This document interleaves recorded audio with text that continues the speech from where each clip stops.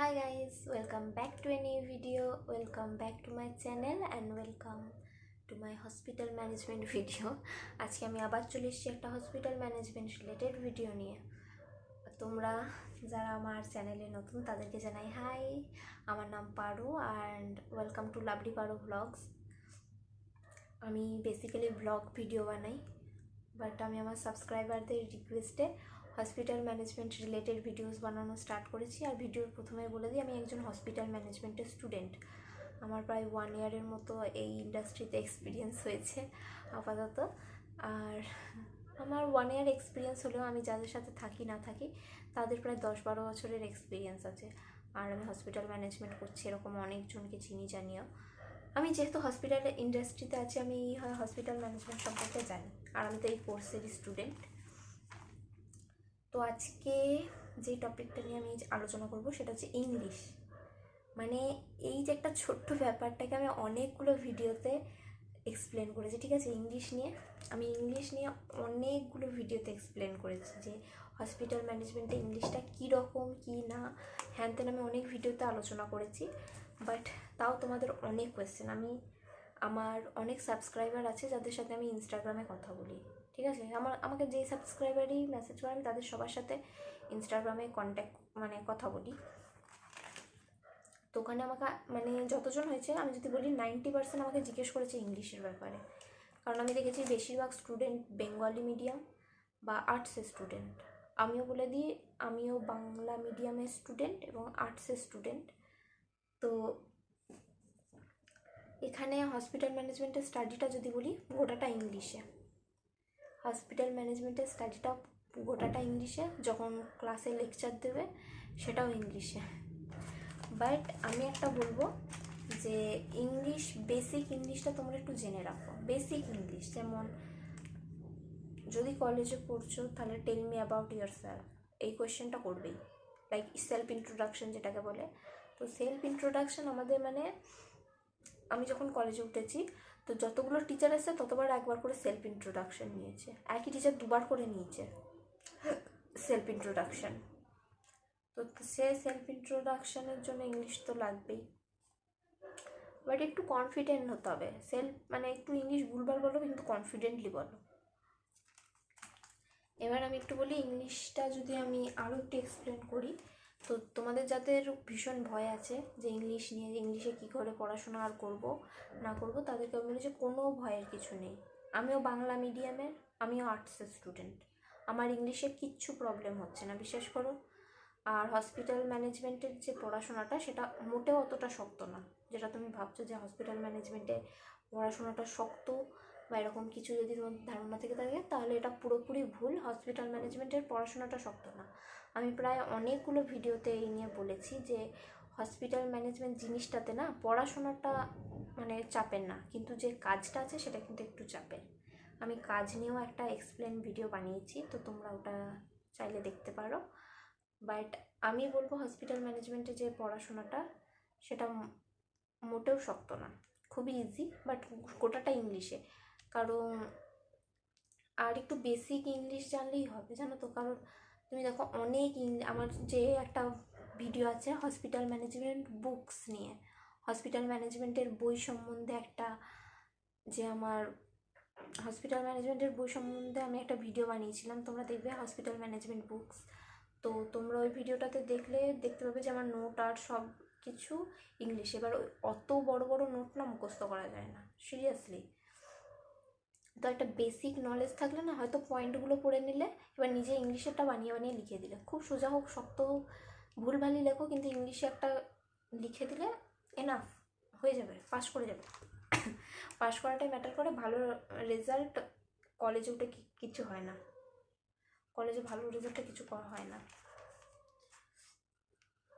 তো এটা হচ্ছে আসল কথা। এবার ইংলিশে আমি যদি বলি, তো বেসিক নলেজটা থাকা দরকার। তাহলে বেসিক নলেজ উইথ 200% কনফিডেন্ট। তুমি ভুলভাল ইংলিশ বলো কিন্তু 200% কনফিডেন্ট নিয়ে you are eligible, you are perfect. এটাই আমি দেখে এসেছি। ভুলভাল ইংলিশ বলো বাট ঠিকঠাক বলো।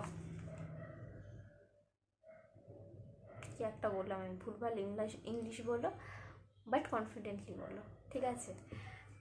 এবার ইংলিশটা তোমাদের পড়াশোনার ক্ষেত্রে লাগবে, কিন্তু হসপিটাল ম্যানেজমেন্টের কাজের ক্ষেত্রে কিন্তু হসপিটাল মানে ইংলিশটা কিন্তু কোনো কাজে লাগবে না। যদি তোমরা একটু ভেবে দেখো, তুমি হয়তো হসপিটালে কাজ করছো, সেখানে পেশেন্টদের সাথে তুমি যদি ইংলিশে কথা বলবে, সে কী বুঝবে? আর হসপিটালে মানুষ আসে একদম মানে কোনো একটা দরকারই আসে, এবার সে ওখানে নিজের প্রফেশনালিজম ফলাতে যাবে না নিশ্চয়ই যে ইংলিশে কথা বলবে। সে যত বড়ই লাইক হাইফাই হোক না কেন, সে পেশেন্টটা, সে হসপিটালে এসছে যে মানে সে একটা ডেসপারেটলি এসছে, একটা মানে চাপ নিয়ে বা প্রেশার নিয়েই সে হসপিটালে এসছে। তো তখন সে যত ভিআইপি মানুষই হোক না কেন, তার মুখ দিয়ে তখন ইংলিশ বেরোবে না, সে বাংলাতেই কথা বলবে। তো তোমাকে কাজটা কিন্তু বাংলাতেই করতে হবে। এটা হোটেল ম্যানেজমেন্ট নয় যে ইংলিশ মাস্ট, তোমাকে কোনো ফরেন জায়গাতে চাকরি দেবে না। তো আমি বলবো যে বাংলা আর হিন্দিটা একটু ঠিক থাকলে হয়ে যাবে। বাংলা আর হিন্দিটা একটু জানতে হবে, কারণ তোমার যদি আউটসাইড অফ বেঙ্গল মানে বা ওয়েস্ট বেঙ্গলের বাইরে কোথাও পড়ে, তো সেখানে তো বাংলা চলবে না, সেখানে হিন্দি চলবে। বা যদি অ্যাপেলো বা কলকাতারই যদি কিছু হসপিটালে দেখো, তো কলকাতাতে অনেক মানুষ থাকে যারা হিন্দিতে কথা বলে, তো হসপিটালে সেরকম হিন্দি জানা মানুষেরা অনেক যায়, তো সেখানে হিন্দিটা একটু ম্যাটার করে। তো বাংলা আর হিন্দি বেসিক্যালি সব থেকে বেশি লাগে কাজের ক্ষেত্রে। কাজের ক্ষেত্রে ইংলিশ নিয়ে কিচ্ছু হবে না। তো ইংলিশটা শুধুমাত্র পড়াশোনাটার ক্ষেত্রে লাগে, তো একটা বেসিক নলেজ থাকলেই হবে, খুব ভালো হতে হবে না ইংলিশে। লাইক তোমার যদি 20% নলেজ থাকে ইংলিশে, তাহলেই হয়ে যাবে। তো আমি বললাম তো যে স্টাডি যেটা, সেটা একটু ইংলিশে। কি ঘামছি আমি। হসপিটাল ম্যানেজমেন্টে শুধু স্টাডিটা, আমি যেরকম শুধুমাত্র অত নোট আমার পক্ষে মুখস্থ করা সম্ভব না। অত ইংলিশের নোট 3-4 পাতার নোট আমার ইংলিশে মুখস্থ করা আমার মানে হবেই না আমার দ্বারা। আমি কি করি, আমি শুধু পয়েন্টগুলো পড়ে যা আছে সেগুলো গোটাটা বানিয়ে লিখে দিই, এরকমই করি। আর তাছাড়াও মানে কলেজের টিচাররা বলে দেয়, সেখান থেকেই কমন চলে আসে, তো সেইগুলোর মধ্যেই প্র্যাকটিস করে হয়ে যায়। এটা হচ্ছে ইংলিশের ব্যাপারটা। আশা করি তোমাদের যাদের ভয় ছিল ইংলিশ নিয়ে, ইংলিশের পড়াশোনা আর ওই হ্যান ত্যান, এই ভিডিওটার মাধ্যমে তাদেরকে আমি ক্লিয়ার করতে পেরেছি যে ইংলিশ কতটুকু দরকার, কতটুকু না, কী জন্য দরকার, কইটুকু দরকার, বেশি দরকার হবে না। তোমরা কনফিডেন্ট থাকো, তোমাদের কিচ্ছু প্রবলেম হবে না হসপিটাল ম্যানেজমেন্টে ইংলিশ নিয়ে। আর এই ইংলিশের ভয় পেও না, ইংলিশের ভয় পেয়ে কিছু হবে না।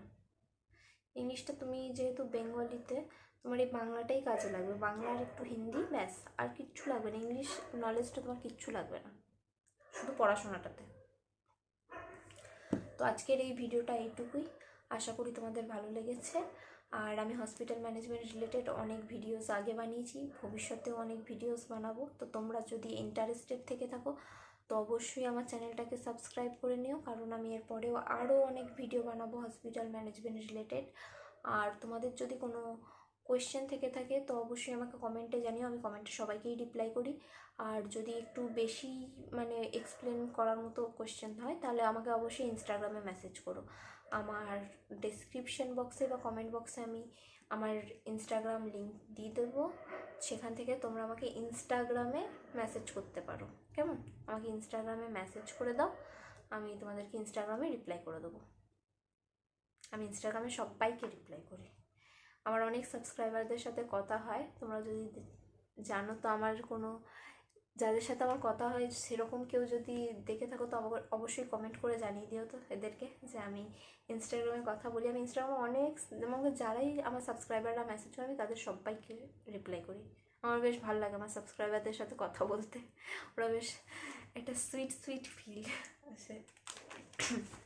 তো তোমরা যদি চাও কোনো কোয়েশ্চেন বা কোনো রকম কোয়ারিজ ও কোয়েশ্চেন থাকলে আমাকে অবশ্যই ইনস্টাগ্রামে মেসেজ করতে পারো। কেমন? তো কি হারে ঘামছি দেখো খালি আমি এই গরমে ফ্যান ট্যান সব বন্ধ করে দিয়েছি, দরজা জানলাও বন্ধ করে দিয়েছি, দিয়ে আমি এরকম ভিডিও বানাচ্ছি। আমার আইলাইনারটা হচ্ছে